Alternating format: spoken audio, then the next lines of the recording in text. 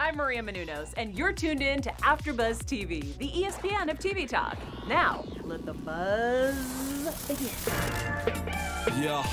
Noel's back. It's the first NXT from the WrestleMania season finale, but it's still the second half of the takeover. Everything is happening. Tomasso, Ciampa, Gargano have final B checks. It's all good. Hello, everyone. My name is Flobo Boyce. You are tuned in to the NXT After Show, the flagship Wednesday night review coverage, one half, right here on AfterBuzz TV Wrestling and Sports. We're bringing on all the matches, all the developments, the women's division, the tag team division, and Ciampa and Gargano. But before we do, let's introduce our panel. I'm introducing first. This guy is currently in Chicago, Illinois, the Second City Saint. Get up for real talker, Jim Alexander. Only me and CM Punk run this town. We're splitting things up. No lightning coming to you tonight, so.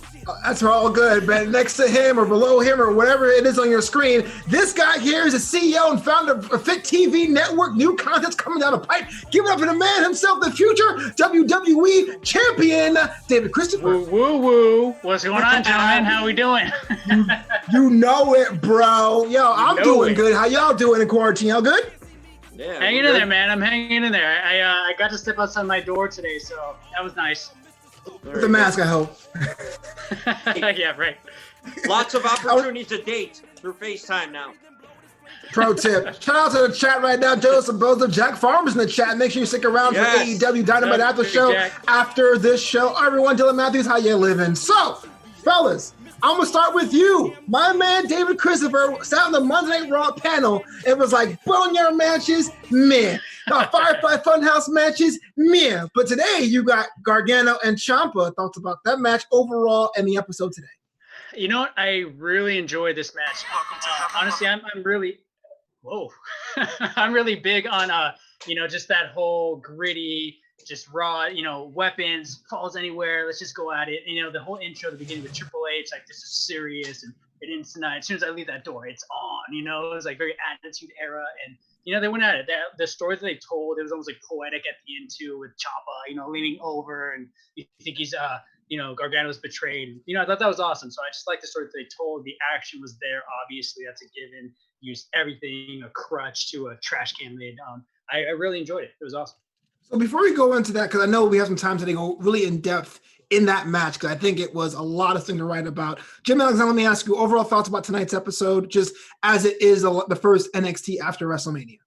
It was big because they had so much stuff packed. We had that ladder match. I mean, you had two main events, technically, right? Two pay-per-view quality main events because they were supposed to be for the takeover. So it was high expectations coming into it, and I think they kind of lived up to it. I'm not that sure yet, so I'll hear your takes on it. But I thought it was an interesting show just because of the matches they had planned. He's in the show. And Mario's back by himself, but he's back, so props for that. And he literally opened the show with "How you doing, cool cats and kittens?" Dope. Just dope.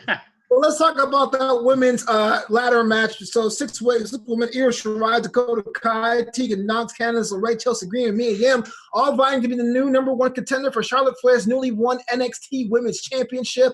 I actually got a question on Twitter asking who do I want to win. I thought Mia Yim had a better storyline chance. I thought Tegan Nox had a better storyline chance. But pure wrestling, Io Shirai came out on top. I'm excited for this one. Let me start with you, Jim Alexander. This match here, ladder matches compared to WrestleMania's ladder match and the crowd responses. I want your thoughts about that. It was good. I mean, we talked about Io Shirai last week, right? I kind of gave her some props saying that she's good as a heel right now. They were kind of planning for, you could see that injury just kind of, it was basically the holding pattern for her because they were going to push her to this level. So they just picked up on it, which they usually don't. Sometimes you get lost in a shuffle through, you get injured.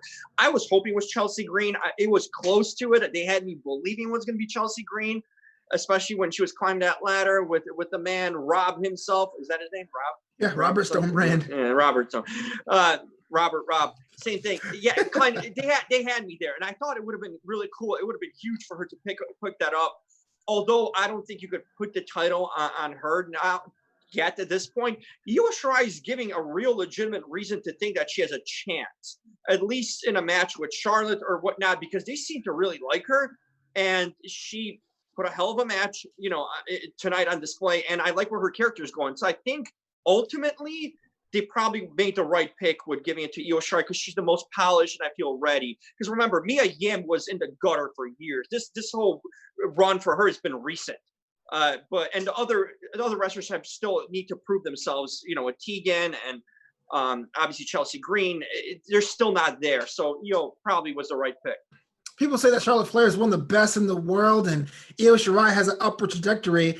Dave, let me ask you this: is Io being fed to Charlotte, or does she legitimately have a chance to take the title off of Charlotte Flair? That's a good question. That's an interesting question too, because by feeding her to Charlotte, you can essentially almost just squash her altogether by doing that, you know? So that would be a risky move. I don't think Charlotte is done necessarily with Ripley yet. So I'm curious to see still what happens with that. We had talked about this too, way back about Io. They need to do something with her because of like the talent that's there, right? And obviously now we're seeing how that plays out. But as far as feeding her, I don't think they should feed her to it. I don't necessarily think she's going to beat Charlotte if that happens, but they shouldn't have her dominated or squashed. I mean, they have to be very careful how they do that because there's obviously potential for her to carry this torch for that brand. I don't think Charlotte's going to be sticking around too much longer. I think it was just a kind of little thing to change it up a little bit. You know what I mean? Bring some more eyeballs, change up the competition, but someone's going to have to stay around the NXT brand and really carry that torch for them. And I think that's Io could be an interesting character to do that. If I had to pick one person that really showed out today, it was Dakota Kai. I mean, she was running and gunning. Stamina was pretty high. Let me ask you, Jim, thoughts about that? Like, if you had to give this a woman of the match, a person of the match, anyone that stood out to you besides the eventual winner, Io Shirai, was there anybody out there that was like, oh, that's my next boo thing? Well, I think I do like Chelsea Knox. I think she made an impression. I really thought she was going to win it when she was going up on the ladder. Like, that actually surprised me. I thought she had it in the bag there. I thought she stood up. Look where Chelsea Green's come from. She's been out with an injury for a long time, and she's been around with Robert Stone for a mere, a month or two maybe? And she's really being pushed to almost the brink of winning this match. So I thought she showed out good. For me, you need to separate Tegan Knox from Dakota Kai, because whenever they're almost canceling each other out, whenever they're together, because you know they're going to start feuding each other, fighting each other. You need to separate them or kill that feud for good, so that we can actually legitimately believe they could go on their own and have a run on their own. Because right now, whenever they're involved in a match, I just think they're going to constantly just end up fighting each other and going to cancel each other out. So one can't go over the other. Okay, so my follow-up question is: you said Chelsea Green more than once. She's not going to be number one contender. Like, so what do you put her with to keep her warm? That's my question. I mean, maybe feud her with Candice LeRae. Candice LeRae's the kind of a stepping stone in a lot of ways, right? She's a veteran. She's been there. She's also healed now. I don't know. Yeah, she's healed now. Yeah, true. I say Candice LeRae for sure, man. But I just think Chelsea needs some veteran. She can't go against any of the young, up and coming talents or the ones that haven't been established. We look at for me, maybe. It's a tough one, because I think a lot of the people she could go against are right now, either you're not going to put her against Ripley, she's going to get squashed. It's a tough time. Bianca's gone. Bianca would have been a good matchup, I feel. A lot of people are just not available right now, and even so, I feel like she's in an interesting spot. I just think you got to maybe put her against some people she could squash to keep on getting her victories for now, not instead of being in a feud. What do you think, Dave? No, I mean, I absolutely agree with you, Jim, on that. I personally thought Chelsea Green was going to win, too. I mean, it really looked like it towards the end, too, with Robert Stone coming in there and climbing that ladder with her, which is interesting. I would have liked to see her win, to be honest. I really would have. But I agree. We definitely got to keep pushing her, man, and we got to make sure that we keep her interesting competitors. I think, like I said, LeRae, I think, would be perfect for her, especially now that she's heel. She's hopefully hot again. You know what I mean? Let's see where that goes. Mm-hmm. Is this the end of Mia Yim as far as her being exposed regularly in NXT programming? Does she need a repackage? It kind of seems like she only gets involved in the bigger matches when we need more bodies involved. Yeah, I think it's over. I think she had just her little short run where she was kind of over, and she couldn't reach that top, right? That brass ceiling, as they call it. Right. I just think she's been fumbling around for so long, right? And she's never gotten over until recently, right? I guess in the fall, winter, she was kind of starting to get momentum. She started giving her packages, backstories.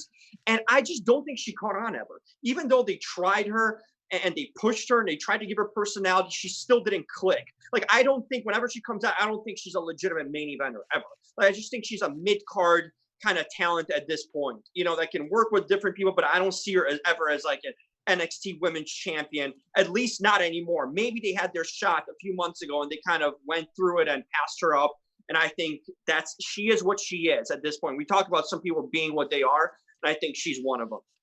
Let me ask you that same question before we move on. Like, Mia Yim was definitely someone that, whether you liked her or not, because I know I've been pretty much critical of her work over the past couple months, and I agree that sometimes it may be a bit too harsh, or not harsh enough. She has been featured. She was a former #1 contender, but I didn't feel any chance of her winning this match tonight. Is she done in your opinion, or I'm just being a heel Beto, if you will? David? Oh, sorry. I thought it was David's thinking about it. I'm still here. No, it's one of those things too. I've never been too on board with her to begin with. So again, I'm a little biased in that sense, but I agree with you, Flo, on the sense it almost seems like she's that filler when we need more bodies. Like you said, those bigger matches. I feel it's one of those things to where she's just kind of like a fill-in, and they tried different things with her in the past. We didn't really get too far with it. And I mean, is it worth it to keep trying now? What do we do? I mean, that's the question. I don't know, because there's so many other avenues now. Right. There's too many new talents coming in. Like actually for Chelsea Green, feed her Mia Yim. Let Chelsea go cleanly over Mia Yim in a feud.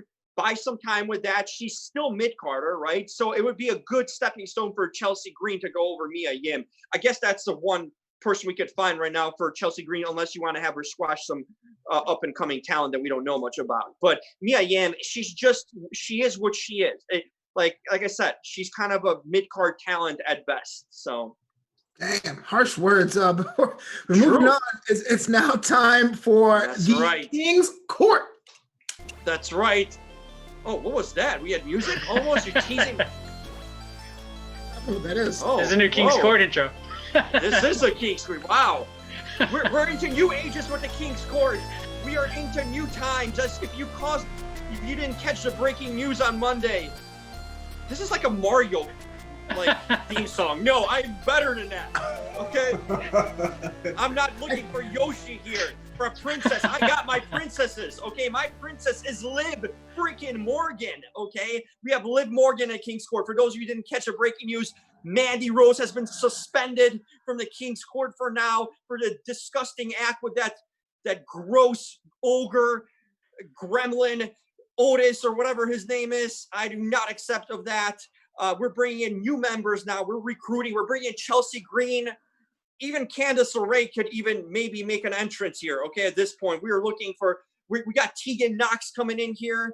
We are stealing Brandy Rhodes from AEW. We are bringing in as Monday. Hey, if we can even bring the non-vaping girl from that commercial. We're bringing in Mackenzie Mitchell. I don't know what Kathy Kelly's doing, but come on over. We have plenty of room here in the King's Court. And manning the door, Rusev, because he's got nothing going on right now. And yeah, we got some people manning the door too. So Jack Farmer tonight, since he's waiting around for AEW. So we got good things coming. AEW, Jessica, you're welcome to wherever you are in Florida or whatever. We have room here, okay? Until Mandy Rose comes back, if she comes back. You know, the more we do this segment, the more confused I am how you get into the King. It's just okay, whatever.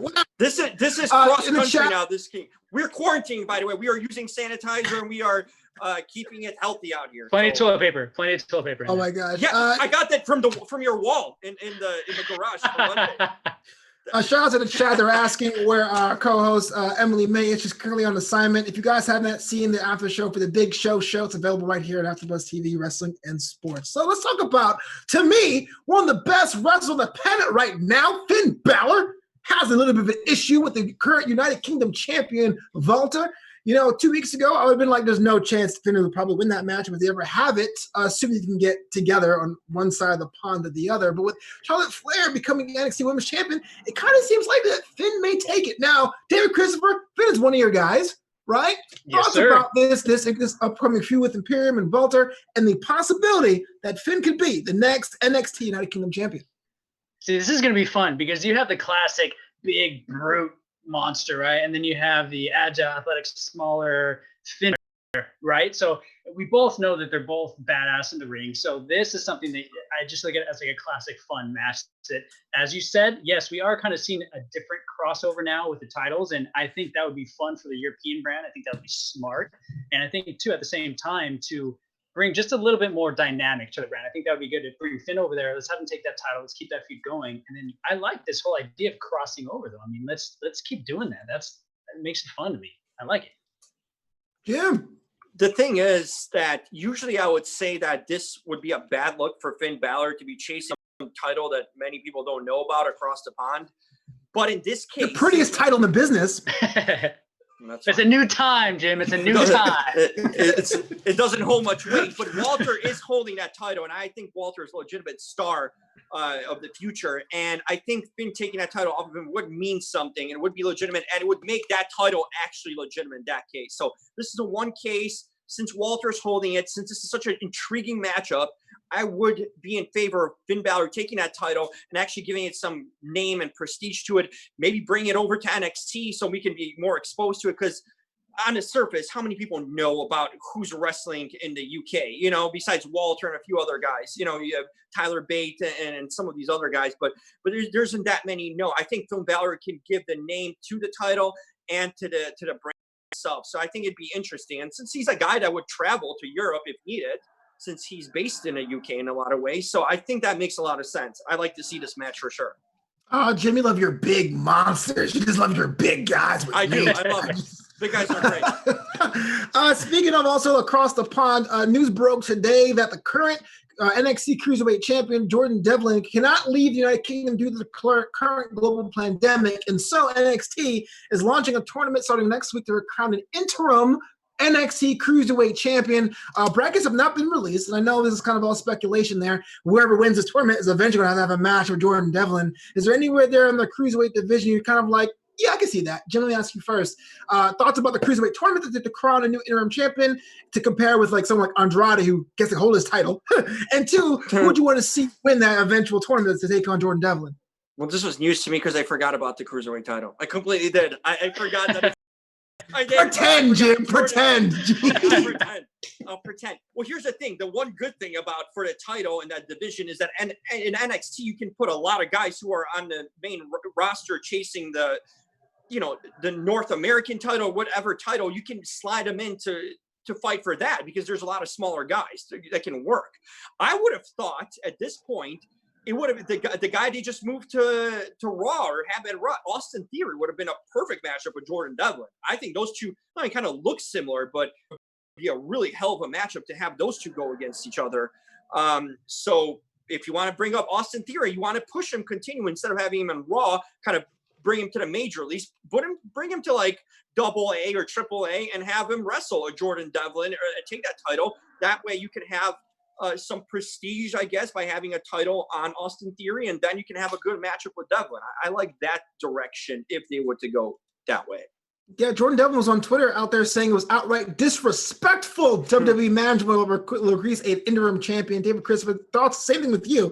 I mean, who would you want to win this tournament? And if they do, the possibility of them having a tournament to crown an interim champion.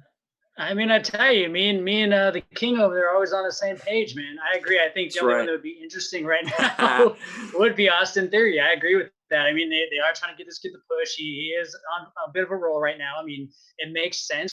It's exciting. It's new. It's fresh. And it's going to be a good match. Both those guys put on great performances. Yep. So, yeah, I think absolutely that would be the route to go. Wow, Austin Theory's getting the thing is this time last week we were like, why is the guy going to WrestleMania? Now you're like, oh, he's perfect. I mean, you got guys for the NXT, right? He's perfect. We were saying who? Now we're saying give him the strap. Give him the strap. They want to push him. He's going to get lost and buried on Raw. So might as well. If you want to salvage the guy, give him a title. Salvage the guy? What? Yeah. He's not a salvage situation. He could be if he stays. He's done, bro. I can't. Like, are you kidding me?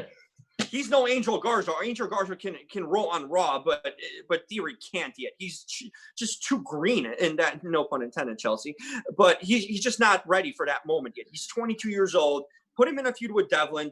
They're both would put on a good match, I think. And if you want another guy who could work with Devlin or it would be a good matchup, my guy, Tyler Bate. I love Tyler Bate. I just don't think he gets enough exposure. One guy that doesn't get enough exposure is Tyler Bate, and he should be getting that instead of being stuck in a tag team. I agree with you. I think if you're not watching NXT UK, you kind of forget about that guy, which is he's so good. Yeah, I guess my choice would have been Swerve, the guy he pinned at Worlds Collide, but I'm just not Austin 3 in the bandwagon, so whatever. But we don't see Swerve. That's the thing. Yeah, he's kind of hit and miss. Yeah, you need to see guys on a regular basis. At least when we talk about Austin Theory, he's featured on a regular basis. You're not going to have a guy win a tournament that you don't even see. They should promote Swerve. They should have him featured more often, but they don't. You just see the same kind of guys every week. Then you see a Swerve once a month, right? So that's not consistent enough for a guy to take a title. Okay, fair enough, jerks. Real quick, I know before we go to our next match, there was that little bit of a backward storyline with the Lucha Mask abducting other superstars, Raul Mendoza and Joaquin Wilde, looking like they're getting like jacked by the WWE NXT version of the Dark Order. It looks like. Jim Alexander, yeah. What is the idea about this? It looks like these guys who are on the undercard are being abducted for something bigger, a la like the corporation, the ministry or something like that, right? But it seems kind of like haphazard. You guys are wearing lucha masks at a wrestling event? Talk to me. No, yeah, you got to get them off TV because they're not worth being there. Send them to developmental. Send them being a performance. I wouldn't say all that now. I mean, they're in the storyline. Get them off TV. Joaquin Phoenix is from Chicago, but man, he's not cutting it right now. Joaquin Phoenix? Joaquin Phoenix. He's cutting it. Joaquin Phoenix is cutting. Listen, that's an Oscar. That's a guy you do not abduct. That's an Oscar winner, right? He will do something to you if you do that. Joaquin Wilde, okay? Right. I don't even say his name because I don't even remember. He's so relevant. I don't even know his name that way. But here's the thing. I don't see anything. What's this? They're not consistently doing it. They're doing it, but they're not even teasing more. We need more. We need to see some vignettes. We need to see something to justify it. This is just like some Lucha guys. I don't know. Maybe they're new members of a Lucha house party. Who the hell knows? Because right now they're not making it seem like it matters. They're just taking some guys. For me, it just seems like, yeah, let's get rid of the waste off the roster and take him out somewhere. Maybe make him disappear off TV. Woo, David Christopher, please have something positive to say. I mean, I feel a little worried now being Latin Hispanic. It seems like they're just nailing the Latin guys. Dude, I'm like, whoa, should I definitely not go out now or what? Like, don't get in the van. Yeah. Right. No, man. I mean, it's a funny one because it's like the relevancy, unfortunately, of those guys right now isn't that.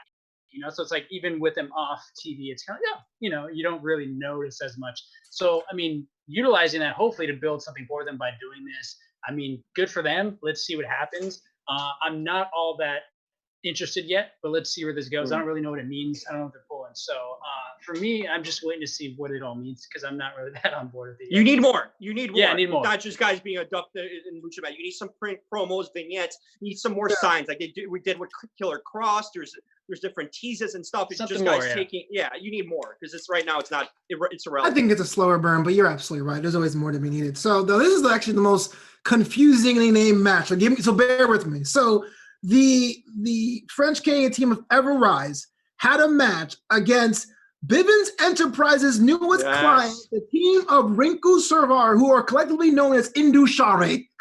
That's right. In a match with a 1. Now, for my money, these guys look like beasts, but took kind of long to get rid of Ever Rise. Really, it was kind of like, really? This is supposed to be the future of the tag team division. David Christopher, let me ask you, thoughts about this tag team, thoughts about Malcolm Bivens being in the mix, and what this means for the Broserweights? Well, I'm not even going to attempt to say the names. I'm just going to say the big black.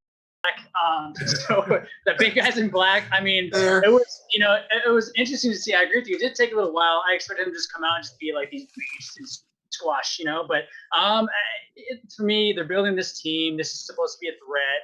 Is this going to be the big team that we face off now with the Bruiserweights? Are they going to be a threat to them? Are they going to take the titles? Who knows? We'll see. It was fun, but again, like it's still fresh, still new to me. And the team that they faced was, I mean, it was okay, but I felt like it was more of a squash. Build these guys, and it was a competitive, like, oh wow, let's take notice of these guys. You know what I mean? So it was okay, but it's still too new for me. Let's see what happens. About the match and tag team. Okay, do we know where they're from, like ethnicity wise and origin wise? India. Perfect. India. They should be the beast from the far southeast in that case. Okay, that would be a good gimmick. They are. You can't give them more names, bro. I can't even say the first names, dude. That's why it's beast from the far southeast. It would be awesome for them. And oh man, I'm starting to think of ideas. Bringing back gender, bring us great stable going here. Jinder would be good actually in NXT. That's a name right now. That is very TK Trinidad of you. Hey, you look all alike. Let's be the team together. It's not that simple. I'm not trying to marry them or date them. Okay, it's a different. I'm trying to promote them and put them in a good feud. But I like these guys. I like their look. I like their size. I like what their imposing nature. Like I said, they might right the wrong what they did with the Viking Raiders and AOP. These are the kind of destructors, giant guys that are just ass kickers. Don't need to talk. They got a manager do their dirty work and talk for them. Tonight's match it doesn't matter it took that long because they're just trying to fill in time. We need to. Hey, Apollo Creed took Aleister Black to like 15 minutes or so. That's Apollo Crews, yeah. In hell, that's never gonna happen. Okay, so for now, it's fine to have these guys kind of have a longer match with some jobbers. That's cool. But I like their potential. I like their future. And I like seeing them on this week. It's not like they're disappearing. They're bringing them out every week. We're getting to see them more and more, which is a good thing. And I need more of. I agree with you 80%. I feel like these guys are great. They have a nice look. I'm not sure I put in Malcolm Bivens with them, but really what is a Malcolm Bivens? I'm willing to accept all that. But to have them attack Matt Riddle tells me they're going straight to the top. I don't think I'm ready for them to be the number one contenders for the tag team division, especially in NXT. We actually have a division. Dave Christopher, let me ask you this. Look, the Bros are wasting a new challenge. I'm not sure where the pandemic puts Pete Dunne, if he's here or stateside. Assuming that they're both here, so the Bros are both there, do we have that match in the NXT in 2 weeks, baby? Or we try to push it off and build it? Like, what will be the next step, do you think? Well, Flo, first off, I agree with you 79.9%. Fair. Good percentage. No, I'm just kidding. No, I mean, I think definitely let's give these guys a push because, like Jim said, they are very imposing. They are that new monster you want to see, right? But again, I agree with you, Flo, in the sense that it is soon. Let's give them more of a build. Let's feed them some more guys first. Let's make them just a monster of a team that really imposes this threat. Let's attack the Broserweights a little more. Let's build that feud and then just keep feeding these guys to the other team and then just make this monster epic of a match. And then let's do something later on. But yeah, I think that would be a good team to go after them. But let's build them a little bit more. It's too soon right now. You don't want to just shoot your shot right away and then it's just kind of like the flame goes out. It all depends about how you do it. You can have. But it depends how you're going to keep on building them, right? It's all about, they could be these new, like I said, people have made impressions coming out. Lars Sullivan, Brock Lesnar back in the day. There's guys that came out and just completely dominated. Even like I said, Kevin Owens, when he debuted on Raw, took out Cena. You can do that. You can do that straight to the top out of nowhere, but you got to maintain that push. You can't just have them fall off like you did with the Viking Raiders and AOP. You can't have that. You need them to be dominant, coming in, knocking things out, and just continuing to wreak havoc. That's the only way that could survive if they take him to the top right away. So it looks like if the fact that Malcolm Bivens came out in the zone with his own music and he has a tag team, that he may have a spot or two open for Bivens Enterprises. Is there anyone on the roster you think that's good enough, that's hanging out, and needs a little bit of a guidance of a manager that you guys would think would be an add-on to that group? Just an idea, spitballing off the top of your head. Mind you, Raul Mendoza's been abducted. So like a full-on ensemble group? Like a I think at least a stable. If you're going to call it Enterprises and have a separate kind of brand there, I do think you could add another tag team or another like wrestler by themselves. Or have Damian Priest. Damian Priest talked about it last week. He can't really talk. He's kind of lost in a gimmick that was pitched wrong, and he didn't come out the way he was supposed to be hyped up. And I think he kind of fits the look, too. He's kind of bigger guy, too. He's taller. So I think him with them would be a good mix, actually. You could make something there. It would be a good member for him to manage also, from that group. So I think Damian Priest would actually be a good call right there. I'm down with that. Why not? Before we move on to our next match, it's now time for Punk Rock's Pin of the Night. All right, guys. So this week's Punk Rock Pin of the Night is pretty straightforward. Was this Katy Perry? Tonight's Punk Rock Pin of the Night is going to be Johnny Gargano and Tomasso Ciampa. One, because the match obviously, in my opinion, tore the house down, was the best of the night. You have everything from the crutches to the trash can lids to the chairs to ripping the ring up to just a story, this feud finally coming to an end after all this time. And then the ending was something that obviously I didn't see coming to predict, which started now another little storyline, which is awesome. So let's see where that goes. The guys tore it down. Again, props to you guys for putting on a good show. tonight's Punk Rock Pin of the Night, Tomasso Ciampa and Johnny Gargano. So let's set the stage, right? Triple H is like, next week, brother, we're going to an undisclosed location that has a ring and lights and Kirkland signature waters. And you guys are going to fight it out, but when it's done, it's done. Okay, we also have the Boneyard match being like a suspenseful action movie from the 90s, the Firefly Funhouse being a psychological thriller from the 2000s. This is a blood sport, right? An hour-long match, Gargano, Ciampa.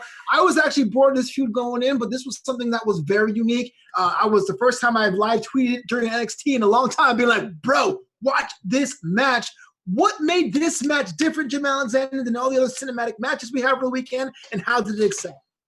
I didn't think it was that great, first of all, but yeah. What? No, this match. No. If you compare me this, I'll tell you what better match I saw. It was on Sunday night with Edge and Randy Orton. It's kind of style. That was a way better match, a way better story being told. This is part two. If we're comparing that sort of thing where you're going tweeting out, you should have been triple tweeting for Randy Orton and Edge, because that was a way better story, psychology, and execution than this. Okay. You probably would. But in terms of this, the cinematic thing, I think this is the best way to probably use the cinematic thing, because it's wrestling in a ring. It's just with a cinematic camera, right? You have the filter for the cinema or whatever you want to call it, right? You can do that in editing or whatnot. So you can do that with a match like that because it makes it feel as normal of a match as you can with the cinematic style. What we saw with Bray Wyatt and Cena, that was a promo, right? And then that wasn't even a match, dude. Yeah, that wasn't a match. That was a promo. And what you saw with Undertaker and AJ was a fight movie scene, right? It was a movie trailer in a sense, with a fight movie trailer. This was a closest to a match, if you want to do in that sense. As far as the match, I thought it was kind of lagging. It was slow, maybe because of the commercials cut it off. And made it, commercials screw that up. Yeah, it totally did, because it killed the momentum. But I just thought they could have. It started picking up steam towards the end of it, right? When they went kind of on the truck, I thought that's where it got more personal, more intense. Earlier on, it was just like a lot of just, throwing punches and kicking. They're just kind of rolling around. I didn't like where it was going. It bored me initially. It took a while to pick up. Wow. Well, I thought it was cool. Yeah. Yeah, we had a little bit of a role here with Candice LeRae, right? Because on this show, we talked about her. She's kind of like knocking around, not really doing much. She was in the match earlier, and she was kind of an also-ran. Dropped off Johnny Gargano like a nice wife and gave him a bag lunch. They go to work, honey. She showed up. She turned heel. What? Candice LeRae is heel. Has the world gone upside down? Walk me through this, David.